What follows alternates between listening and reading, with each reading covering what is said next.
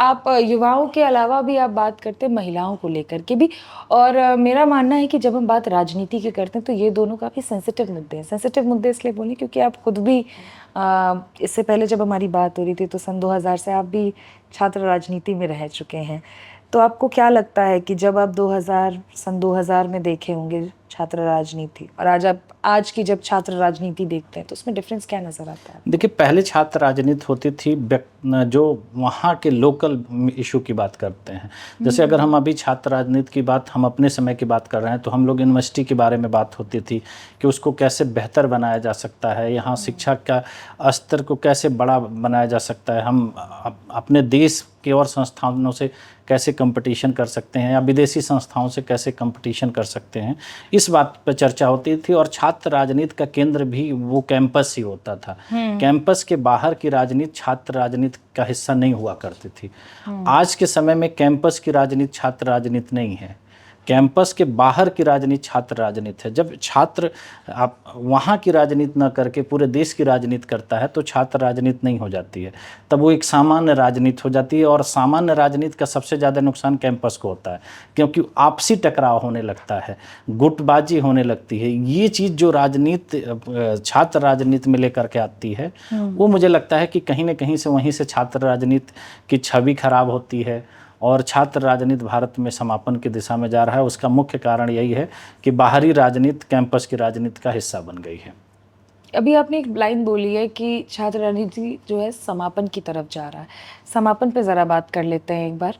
पिछले कुछ सालों में मैंने एक चीज़ नोटिस करी है, मैंने क्या आपने भी देखी होगी, छात्र राजनीति यानी स्टूडेंट पॉलिटिक्स, ये एक बहुत बड़ा मुद्दा रहा है पहले के कंपैरिजन में। चाहे वो छोटे छोटे यूनिवर्सिटीज़ हों, चाहे वो कॉलेजेस हो, वहाँ पे भी ये होता था, लेकिन अब काफ़ी जगह इसको बंद कर दिया गया है। प्राइवेटाइजेशन आ चुका है कि बहुत बड़ा रीज़न है। आपको क्या लगता है कि युवा अब जो ना तो एक तो दिलचस्पी नहीं लेते युवा, दूसरा जो लेते हैं उनके पास अपॉर्चुनिटीज़ कम है, क्यों हो रहा है ऐसा? देखिए, इसके 2-3 कारण हैं। पहला कारण तो ये है कि देश की राजनीति नहीं चाहती है कि युवा राजनीति में आगे आए। आज वर्तमान में आप किसी भी बड़े नेता को आप उठा करके देख लीजिए, सब लोग छात्र राजनीति से ही निकल करके आए हैं और वो आज भारत की राजनीति को संभाले हुए हैं। लेकिन वो वही क्यों नहीं चाहते हैं कि छात्र राजनीति आगे बढ़े?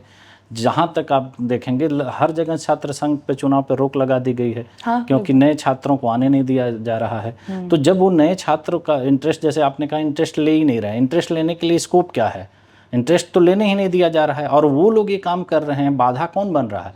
जो खुद उसी प्रक्रिया के साथ आज आगे आए हैं। आप एक भी बड़े नेता का नाम आप नहीं बता पाएंगे जो छात्र राजनीति का हिस्सा न रहे हों, लेकिन वो नहीं चाहते हैं कि छात्र राजनीति है।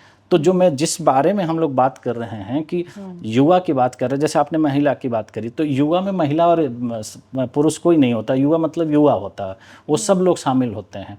और उनको आप आने का अवसर अगर नहीं दे रहे हैं तो इससे आप सोच सकते हैं कि राजनीति कितने बड़े जो है षड्यंत्र की दिशा में जा रही है। वो अपने युवाओं का शोषण कर रही है। आप आज देखिए, 16 साल का 17 साल का लड़का नेट क्वालिफाई कर रहा है।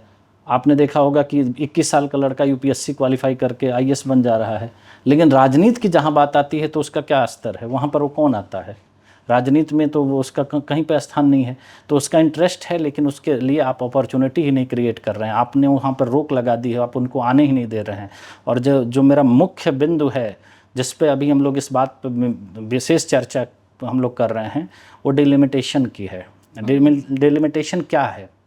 यही तो है जो ये सबसे बड़ा षड्यंत्र थोप दिया गया हमारे देश की राजनीति के द्वारा, और उसको इस तरीके से लगाया गया कि लोग उस पर ध्यान नहीं दे पाए। और ध्यान नहीं देने का परिणाम क्या हुआ कि आज देश में युवा राजनीति खत्म हो गई। युवा के नाम पर, महिला के नाम पर सिर्फ इस देश को परिवारवाद थोपा गया है। आप किसी एक सांसद का नाम नहीं बता पाएंगी जो 30 साल से कम उम्र का हो और एक आम व्यक्ति परिवार से आता है।